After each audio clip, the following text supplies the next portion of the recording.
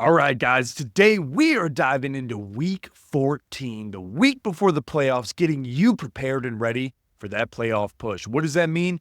News and notes coming at you hot. We're then going to hit on our top hit its and quit its. And of course, guys, we are diving into that Thursday night preview.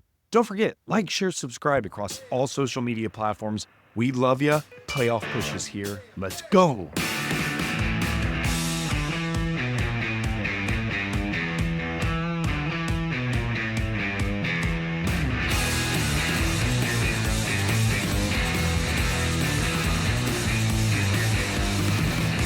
All right.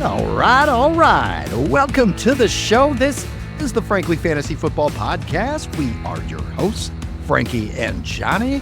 We are coming right in, baby. It is the last week of the regular season in fantasy football. Holy shitballs, man. Holy shit. It's rough, man. And then we've got 6 buys in week 14, the last week of the season. Who created that? I don't know. Don't love it. We lost some asshole. We also lost 6 players for the rest of the year this week, Frank. It's going to be rough, guys. I know everybody's sitting there hanging on, trying to get in, winning in, losing out. There's so many of those situations right now.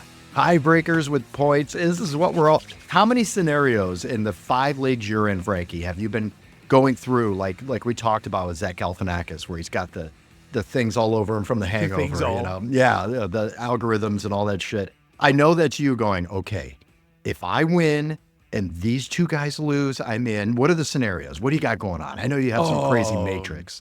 Johnny boy, we got some crazy shit going on. So the first part is division winners. So for those listening and watching, we actually do $100 back to both the division winners. So that's a nice little, you get your money back because we do $100 leagues. So that's really fun, John. We got some neck and neck races coming down for this week. That's going to decide the division winners. And of course, most points, which we also give out another $100 for the most points. And dude, that's down to like 5 people in 2 leagues. So, oh yeah, man, we're stack ranking. We're trying to figure out who's matched up against who with these 14-week buys. I mean, dude, it's going to be crazy, man. So can't wait. It's so exciting. It is. You still alive in most of your leagues? You still good? Let me do a little shoulder shrug here. For those that are just listening and can't see, I'm really, just did some trap workouts. A baby. I'm in 4 out of the 5 leagues, John. The 5th one I lost this past week. Salute to my brother-in-law. Took me out. Fair enough, Tyler Bischoff. But you know what, man? Had I won that, I would have been in all 5 leagues. I would have been in all 5 playoffs. So I'll take 4 out of 5. I'll take a little 80%-ish. What about you, brother? I know I don't want to give it away, but talk to me a little bit. What do we got? What do you got going on? I've had the toughest fantasy year I've ever had. I do have to admit, there's been some leagues, we've talked about it before, where I just got absolutely slaughtered with some of these injuries. But I'm looking good in 2 leagues. The league you and I are in, the Battle of the Brands. Shout out to the other podcasts that we're in this league with. We're holding strong, man. We're at the 3 seed. We're looking good. We're in the playoffs. We're already in. But my God, man, have you ever seen a team lose so many players in your entire life? We just lost 2-3 more this past week. Let's talk about it for a second. So we lost Taysom Hill. We lost Trevor Lawrence. Guys, this is a 14-man super flex. So 1 running back, 1 receiver, 7 flexes. That's all. That's how we do it. So Taysom Hill's gone. Trevor Lawrence is gone. We lost Rashee Rice. We lost Hollywood Brown, J.K. Dobbins, Brandon Ayuk, and a few others, John. And we made it, bitch. We're here. We're standing strong. That's right. As gladiators. You do not mess with Frankly Fantasy Football. Let's go. Now, we do have very low points. We have manufactured wins. It's only because we're good at this shit and crafting teams and putting stuff together. That's the only reason we're even in. We have no business being in these playoffs. We may or may not have 300 points less than everybody else, but it doesn't matter because we're in. We're in, baby. All that matters is wins. So all you got to do, if you get in, you got a chance. How many times do you see these guys in your leagues dominate all season long and then just take a shit the first week of the playoffs? All the time. Shout out to Sean Hickey, my brother. Slip Dick. Slip Dick has been Slip Dick a few times. That's right. Yeah, call sign Slip Dick Sean.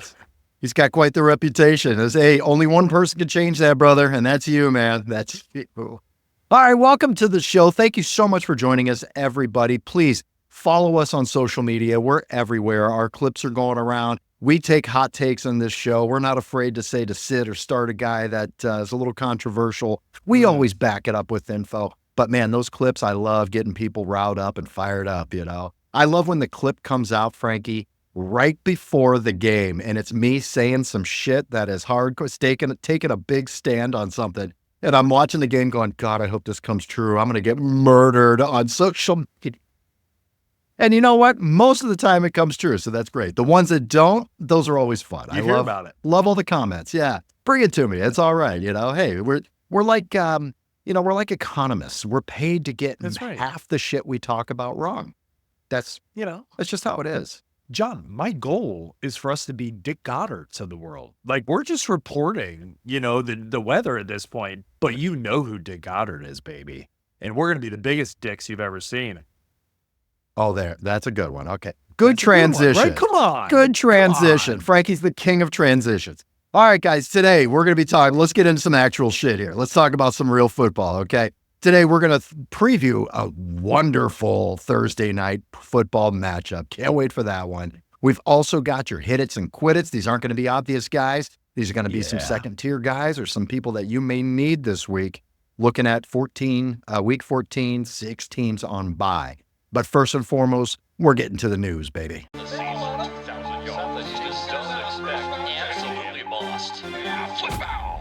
News and notes. All right. Before we get to the news, guys, if you like everything we're talking about, please subscribe on YouTube. We know you guys listen and everything while you're going for walks and working out.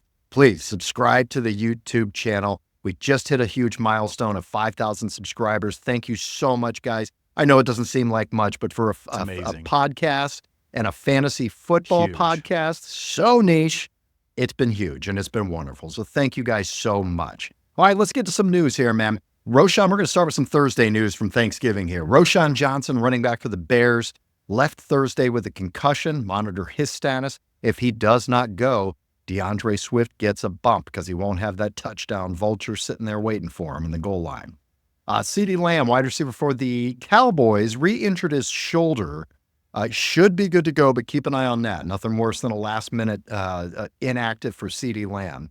All right, let's do some Bears news here, Frankie. Matt Eberflus, head coach for the Chicago Bears, has been fired. I'm going to go ahead and say you agree with this move, Frank. What are your thoughts on Matt Eberflus being fired here? I'll tell you what, man, it's always tough seeing a head coach get fired. It just is what it is. But totally agree with this, man. They fired everybody around him, man. And for over the last few years. And then what happened in this past week's game with the non-using of the timeout, the terrible clock management, not setting up or giving Caleb Williams the heads up or whatever it may be. It was a monumental mistake. Unfortunately, Matt, you got to go, brother. So I definitely think it was the right move. Get somebody else in that knows what they're doing and rock and roll with the team that you got. Can I show you a difference, though? Because the same, very similar situation happened with the Steelers. At the end of their game. Very, very similar situation. But you know what the difference was? Mike Tomlin ran down to the ref, called the fucking timeout. Because that's what a good coach does. And that's what Mike Tomlin did. So, I mean, it happens, man. It happens. But with the talent on this team, it's going to be a beautiful job for somebody to come in next year, kind of be a Caleb Williams whisperer, and get this talent going on this team. So it'll be exciting. Yeah, John, and to that point, man, I'm telling you, man, like there's two rooms of thought here. One is you wait to call the timeout, you call a quick play at the line, you get, you figure out, okay, where are you standing? Are you fourth down and some change? Are you first down and now you can call a timeout? Or are you getting out of bounds and you save the timeout? Love that room of thought. The other is you call a timeout immediately at 32 seconds and you figure it out from that point, right? And the worst part was he did neither. Yeah. So now listen, that's why you could blame it on Caleb all you want. Yeah. You could say it was a miscommunication or whatever. When that clock gets down to 10 seconds, 15 seconds, John. And it doesn't matter. Once it gets down to 10 and you realize, oh shit, we're going to miss this play, that's where the timeout comes in. I mean, Totally. there's too many guys, too many coaches, too many people with headsets on to not know that there was a timeout there to be able to use it. So no excuses. Sorry, you had to go. Not the only reason he had to go, though. I think it was just the icing on the cake, man. All right, we've got some injuries here. Oh, God, Frankie, we're going to have to pull out the bell. We're going to have to pull out the bell. We've got some doom and gloom here, guys. Your CMC update, which will be your final CMC update of the fantasy football season. CMC is out with a PCL injury. He is going to miss the rest of the fantasy season anyway. I don't know what the exact situation is, but he gone. Ring the bell. It's a good thing we have Jordan Mason, right, John? Yeah, the owners who have Jordan Mason sitting on their bench, aren't you lucky? Oh, shit. Hold on. Wait. Shit. Breaking news. Jordan Mason, the backup running back for CMC, is officially on IR with a high ankle sprain. He left the same game. Okay. 2 running backs gone. Isaac Guerendo. Okay. Wow. Are we just opening the coffers and unloading everything you've got for Isaac Guerendo? This is me spinning my checkbook and getting you ready. You have a checkbook. To put out in 2024. you have a checkbook. I have a checkbook. You do? I do. Come on. I literally do. Now, I'm the guy who's in his 40s. I should not be making fun of you for having a checkbook. Wow. Look at that. So you know what I feel like? You should be getting out the checkbook for Isaac Guerendo. Thank you. And then we put on I feel like it should be a luchador mask. I just feel like that name, Isaac Guerendo, should be like a luchador mask. Do you know why you feel that way? Crazy. I don't. I know why that's in your head. Tell me. Eddie Guerrero, the wrestler. That's why that's in your head. Eddie Guerrero, the wrestler, had the mask, the Nacho Libre mask, and all. Good call. That's why you think. What was the video game? It was there was a video game, the wrestling, like the WWE. Yeah, like the Royal Rumble, where you could be all those guys and just be in the ring or together. Something. Yeah, something like that. All right, I digress. Let's keep going here. But yes, Isaac Guerendo. The point is, open him up.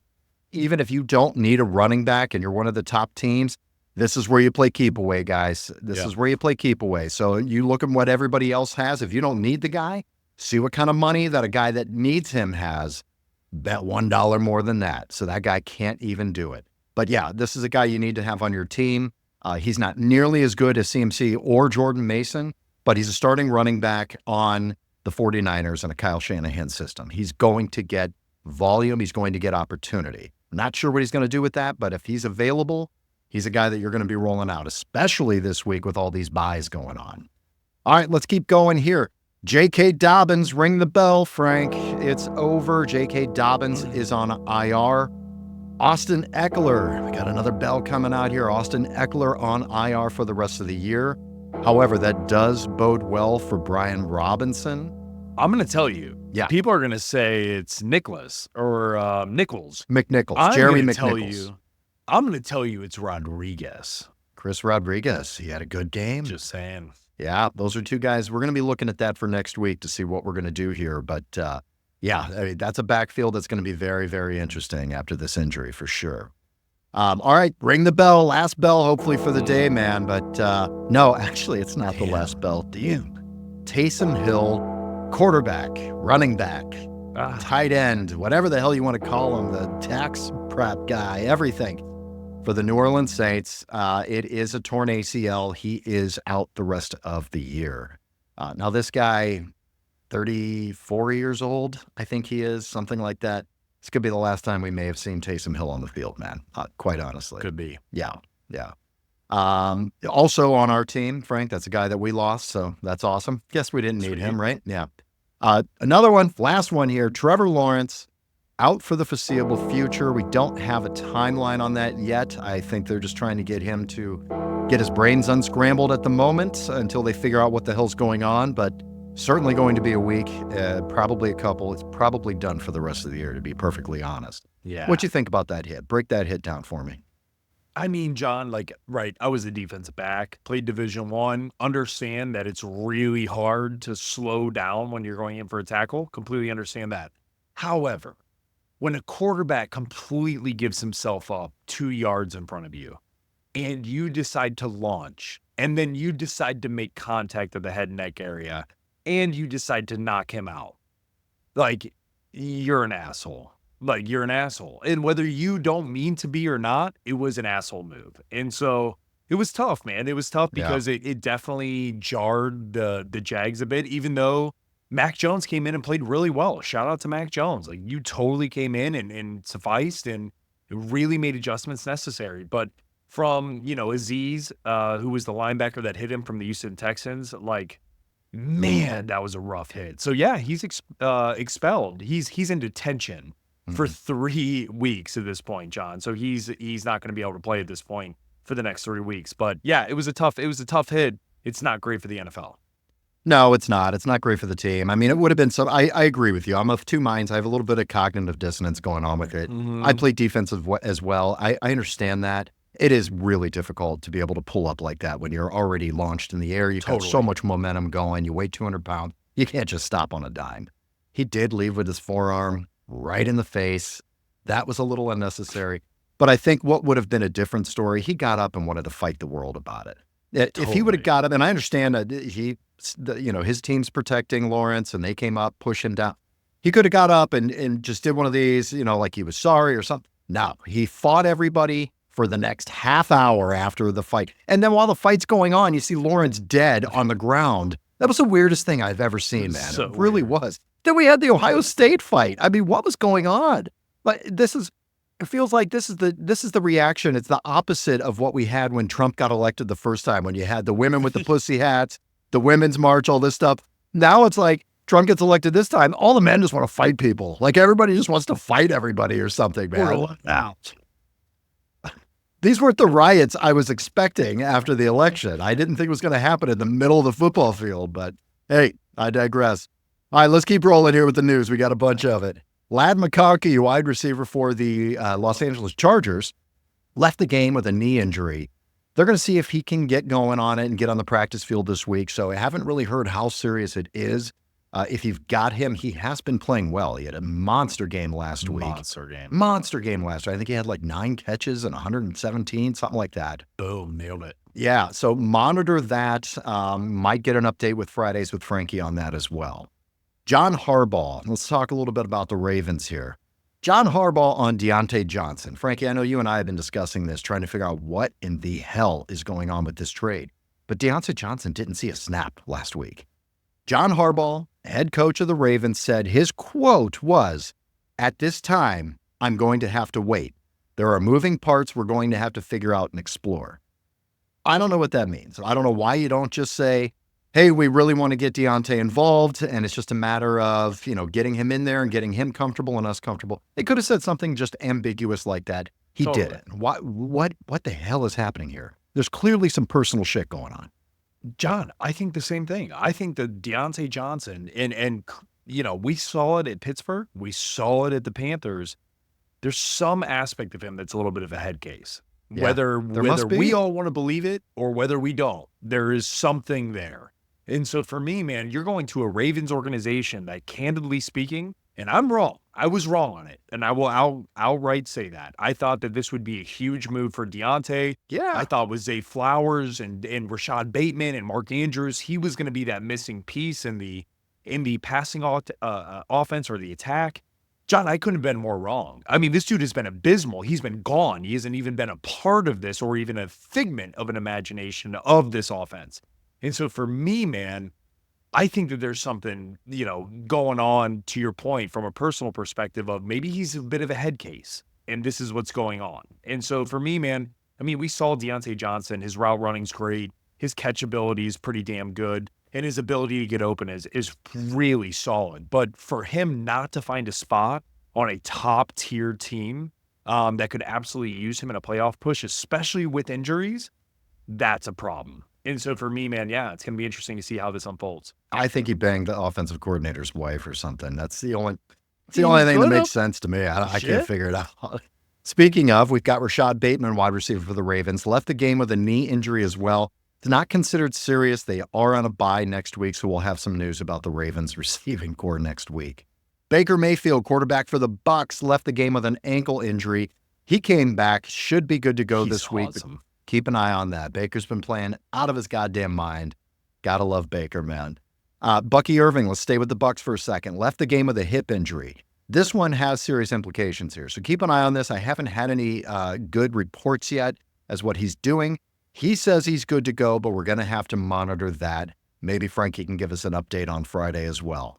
DK Metcalf left the game, looked really, really bad. He tried to get up, couldn't get up, needed two guys to help him off the field. Then he came back and said he tweaked his knee, but should be okay. Looked more than a tweak to me. I am a DK owner, but apparently everything's fine. Maybe he was just worried that something did pop and he didn't want to hurt it further. I don't know. But apparently DK should be all right, but monitor that. Let's go over to the Eagles here a little bit. We got some injuries. Dallas Goedert, tight end for the Eagles. He's week to week with a knee injury. When you hear week to week, guys, that means almost definitely missing this week, maybe next as well. So keep an eye there. Devonta Smith, really don't have any new news on him. He missed last week, dealing with a hamstring injury. He's still dealing with the hamstring, but monitor that. Haven't seen if he's going to be practicing yet this week, but keep an eye on that. He was in warmups before the game, and I think he just couldn't go, but it looked like he was close. So keep an eye there. Hopefully we can get him into the lineup. Last guy, Romeo Doubs. Limited practice on Monday. I want to bring this up because they play on Thursday. He had a concussion, so he could play. Because it is Thursday, it's still a little iffy. You're going to have to see if he ends up practicing on Wednesday. All right, I'd like to end the news with some good news, Frankie. Of all the bell ringing and all these guys being lost, let's give it up for some James Conner money here.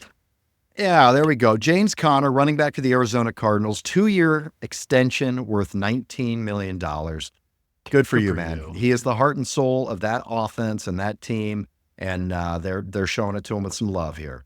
All right, now, before we get into Thursday night, the Week 14 buys. We talked about it last week, guys. Hopefully you did make plans for streaming your quarterbacks, your tight ends, your defenses. We tried to help you out there, give you some ideas. We'll give you a few more this week as well. But we've got the Ravens gone, Broncos, Texans, Colts, Patriots, and Commanders all on a bye this week. The last week of the season before the playoffs here. All right, man, let's go to the Thursday night preview. Let's do this. All right, Thursday night, I am so excited for this game, man. We have the 9-3 Green Bay Packers at Motown with the 11-1 Detroit Lions, man. All right, Detroit's favored by 3.5. Over under a 51.5 points. Oh, I'm going to have some lineups in. I'm going to have some parlays going. This one's going to be a blast, baby. Frankie, let's talk about some fantasy here. All right, talk to me about the Packers, brother. What are we doing with the Packers on Thursday night? John, Packers Thursday night, massive game in the NFC. Absolutely huge and critical for playoff push. Here's what we're doing. Guys, we're firing up Josh Jacobs. You know that. I know that. Let's be real with ourselves. Number 2, Jaden Reed is 100% a must start. Guys, he is the guy that Jordan Love is looking at, especially in the end zone, especially in the red zone. That is his guy. John, I'm also firing up Tucker Kraft. Kraft has been very, very solid. Again, we've talked about it. Outside of maybe 3 tight ends have been terrible this year from a fantasy output. So to have a Tucker Kraft guy to where you can rely on borderline as a streaming option as a true start this week, especially with the bye weeks, fire him up. Don't overthink it. And then, of course, if you're thinking about, hey, there's a lot of shit going on. I got the Ravens. Maybe you got Zay Flowers. Maybe you got, Cortland Sutton. Maybe you got Nico Collins. Again, the Colts, Patriots, Commanders as well. They're all on bye. If you need someone to play against a Lions defense, look at Watson, guys. Christian Watson is someone that has really been someone that's been fairly consistent with a high floor. Sure, he's had a couple goose eggs. Fair. I'm admitting it. But for the most part, guys, he has been right around that 7 to 9 point range. Again, if you're looking to make a push into the playoffs and you need more of a higher floor kind of guy, I'm definitely leaning more towards Christian Watson and what should be a shootout against that of the Lions. Now, flip it. Lions side, super easy. Guys, this is no-brainer. You're starting everybody. And who do I mean by that? Monty, Gibbs, Sonic and Knuckles. You're firing up Amon Ra. You're firing up Sam Laporta, baby. Welcome back. You're firing up Jared Goff.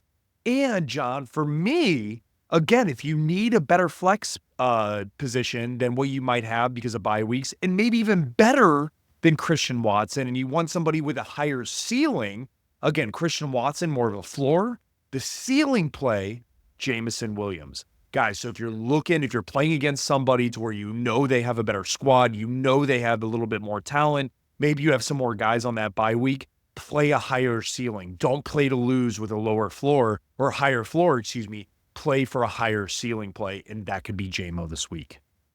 Yeah, and don't be afraid to look for dubs as well.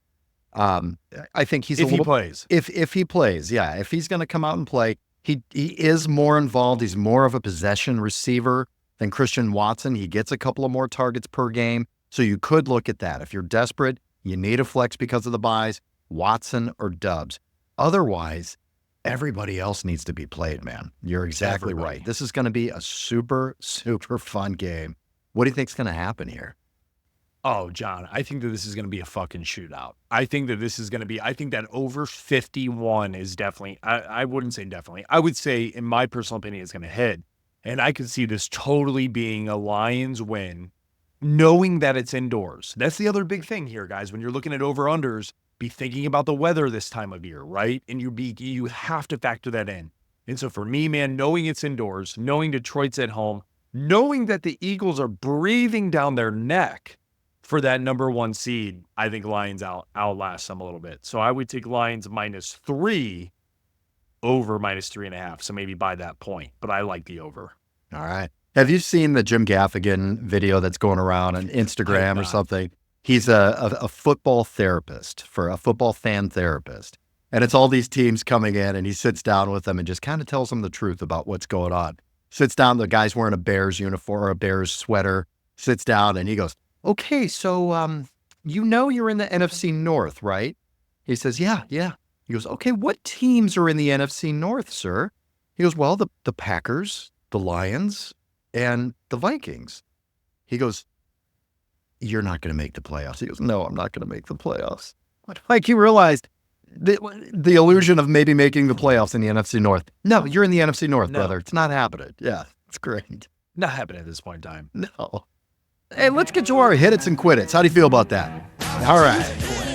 Nothing better than this song for hit it and quit it, baby. All right.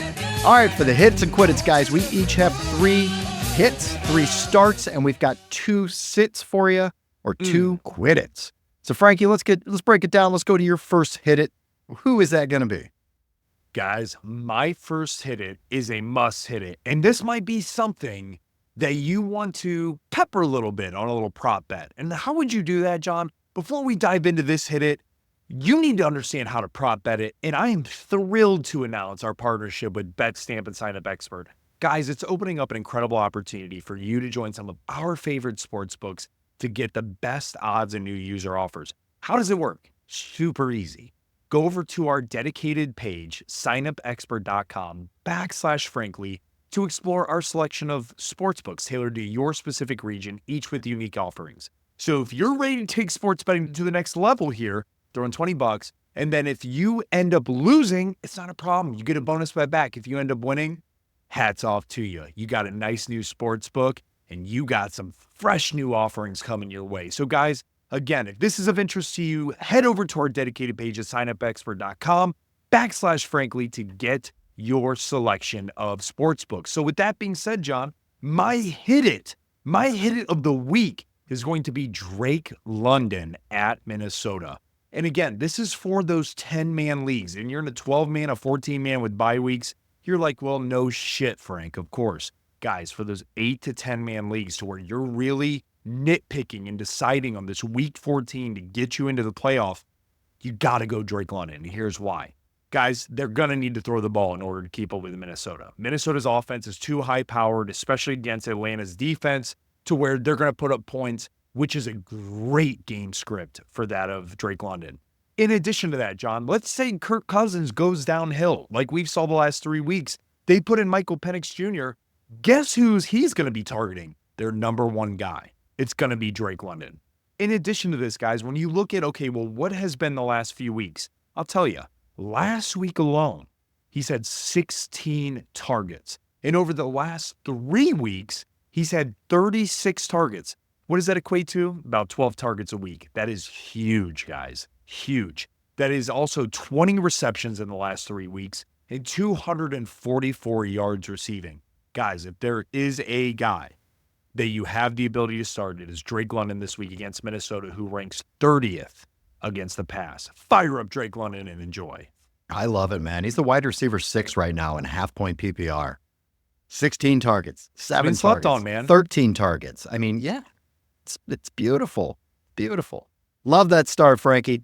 All right, let's go to my first hit it of the week here. I'm hitting Calvin Ridley versus the Jacksonville Jaguars. Let's go. Calvin Ridley, the Titan himself. Now, I know he had a rough day last week connecting with Will Levis. There was just a connection issue there, but the opportunity is there. At least 6 targets in 10 of his last 12 games.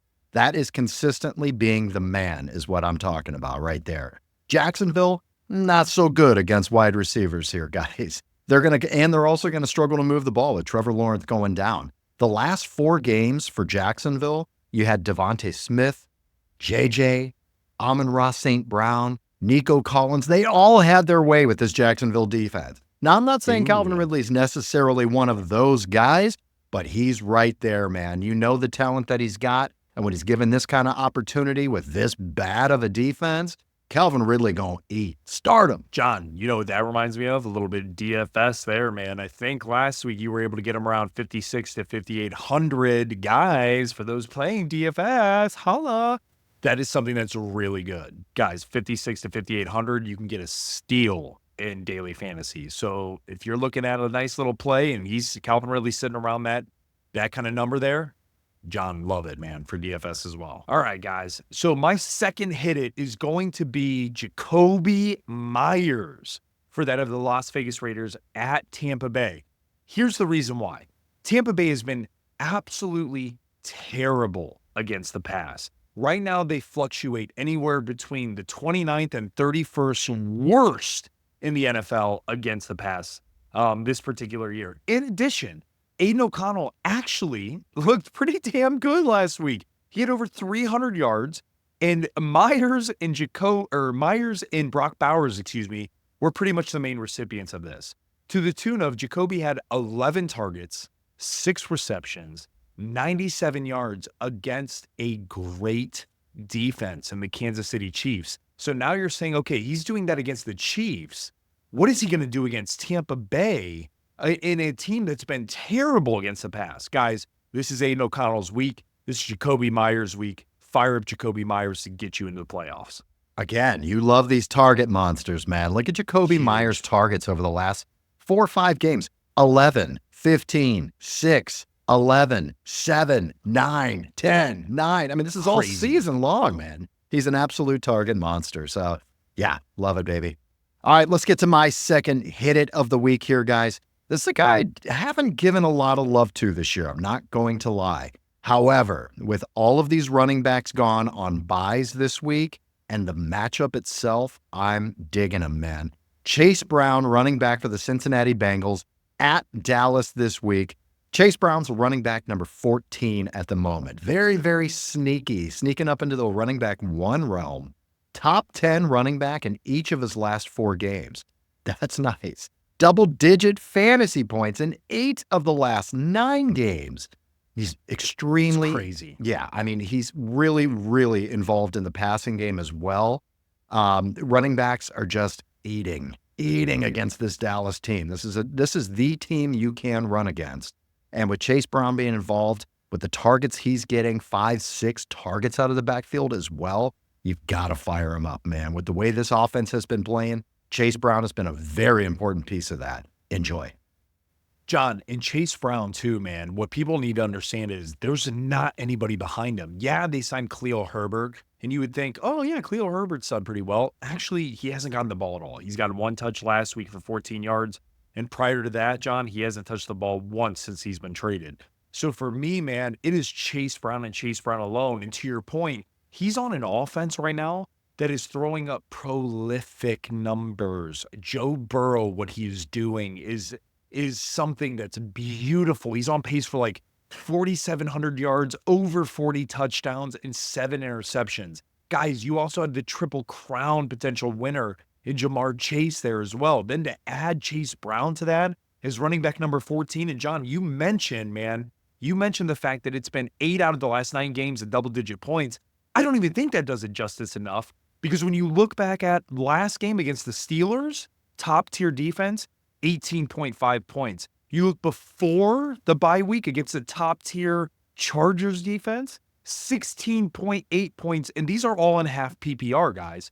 Then you have the Baltimore Ravens at 17, Las Vegas at 25, you have Philly at 10, you have Giants at 12. Guys, Chase Brown is going nuts. John, love it, dude. Just wanted to add a little bit of cherry on top for you, man, because I'm so pumped about this guy. In order to be a top 12 running back, you have to be involved in the passing game. You have to get those points.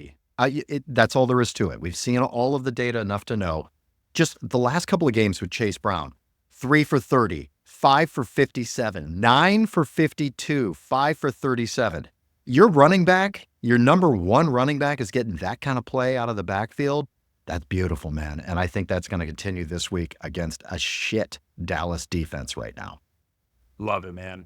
John, my third hit it, guys. I'm actually going to go into the tight end realm. Knowing of all the bye weeks, knowing Taysom Hill's gone, you might be sitting there being like, what do I do? Well, if you got TJ Hockenson, guys, you start TJ Hockenson this week. And here's why. Last 4 weeks, he's had over 6 targets in 3 of those weeks. And in that span, he's had 200 yards. Guys, you heard me correct when I say a tight end in the span of the last 4 weeks has had over 200 yards. Yes, he's still looking for his first tight end of the season, but here's what's interesting. In order for Atlanta to keep up with Minnesota, right, I talked about it with Drake London, Atlanta's going to need to throw the ball. But where has Minnesota been very good? And it has been through Sam Darnold.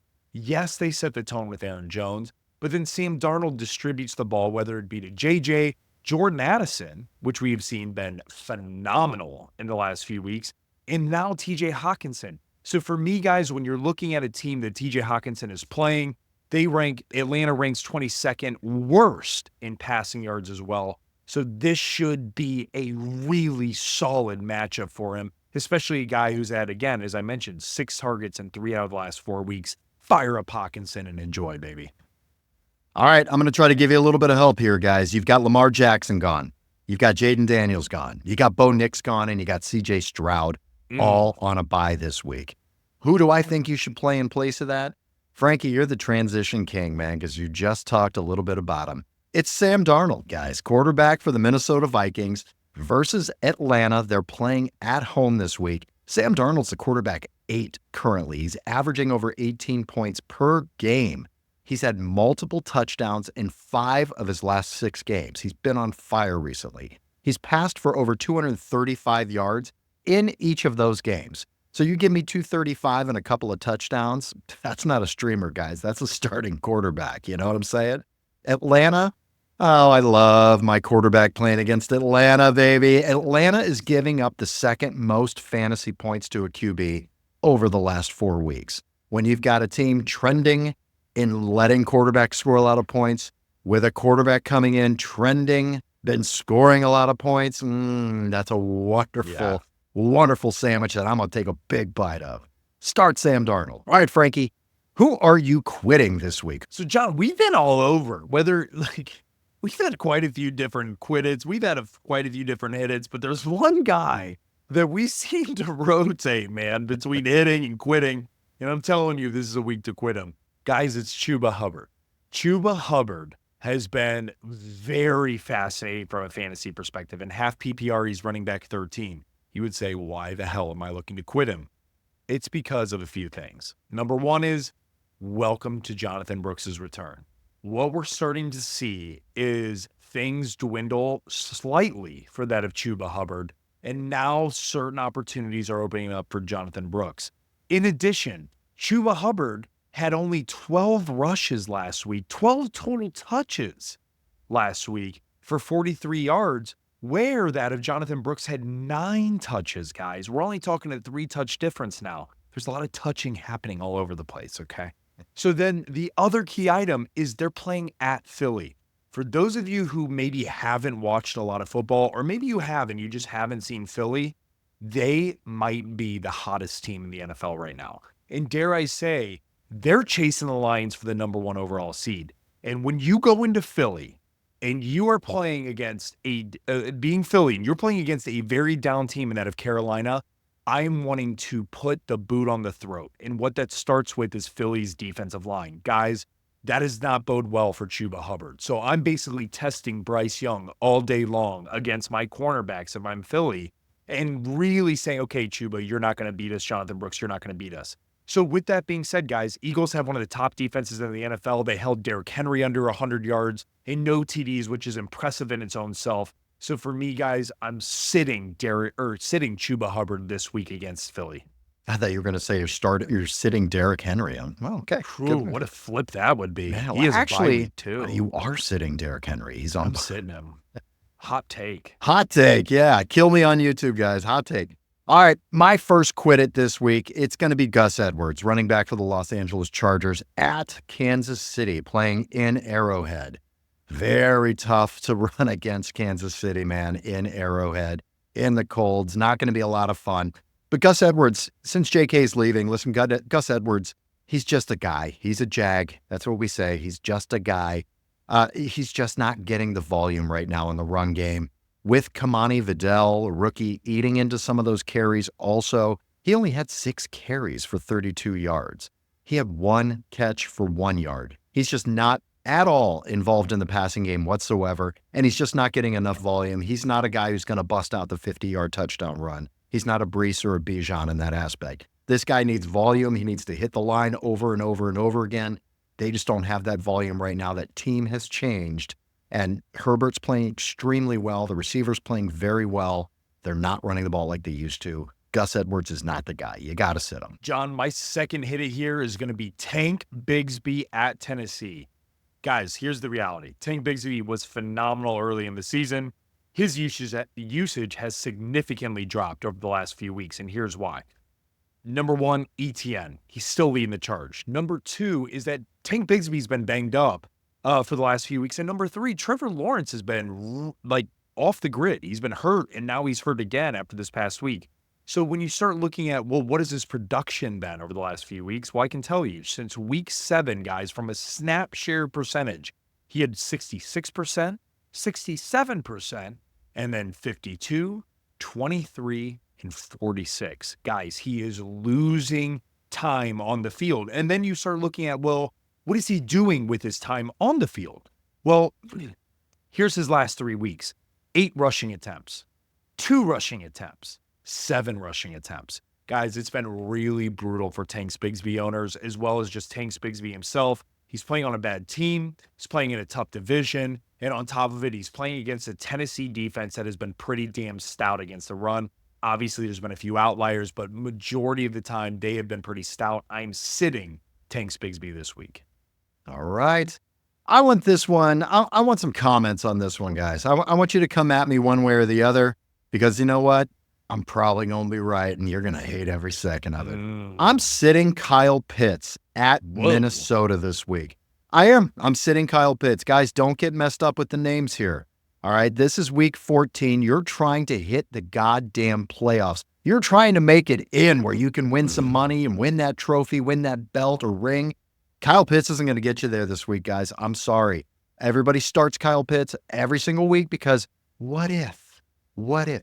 All right, well, let me tell you what if, guys. You just got to look at the stats here. He's tight end number 14. He's not a tight end 1 right now. He did not catch a pass in week 13. He did not catch a pass in week 13. What did he do in week 12? I'm sure it was good. He's probably up and down. Much better, right? No, he caught 1 pass. He had 1 catch in week 12. Frankie, he's got 6 catches in the last 4 games.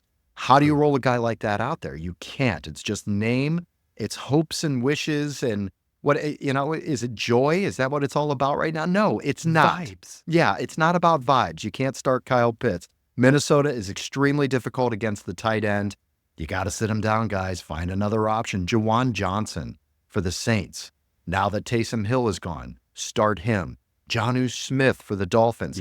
Start him. Njoku for the Browns. Start him. There's many, many other options besides Tucker Kraft. We just talked about that. Start him. Many other options besides Kyle Pitts. Don't get caught up in the name. You need to win this week and get your ass in the playoffs. Do it. All right. Thank you very much. That is the show for the day, guys. That's our hit it's and quit it's. I hope that helps you out. Please send us comments. Ask us some start-sit advice. Show us your lineups. Tell us where you are. What's going on? What do you need to happen to hit the playoffs and to make the playoffs? Frank and I will share some of that with you as well of what we're doing. Frankie, what do we have coming up, man?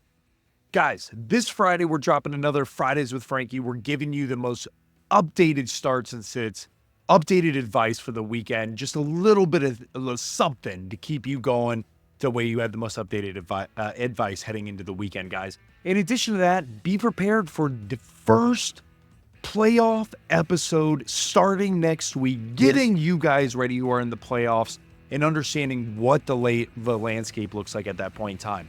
In addition, one other specific call out. Guys, if you have feedback, if you want to say, hey guys, we would love to see you cover X, Y, and Z, a specific topic or a specific segment, whatever that may be, let us know.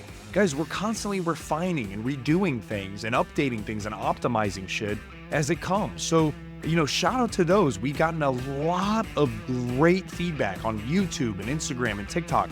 A lot of people saying a lot of crazy shit, a lot of people dapping us up, and a lot of people that give good feedback to a way to optimize what we're doing. So we appreciate the feedback. We appreciate you guys. We're here for you.